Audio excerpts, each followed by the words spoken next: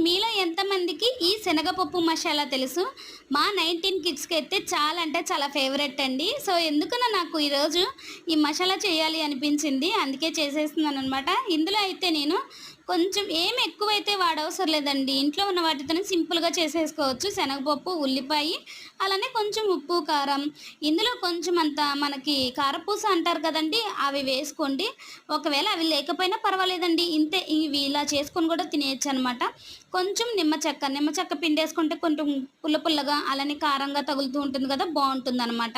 ఇంకా నాకేమంటే ఇంట్లో కొంచెం కారపూస ఉన్నాయి కాబట్టి అవి కూడా వేసేసాను. మొత్తాన్ని మిక్స్ చేశానండి.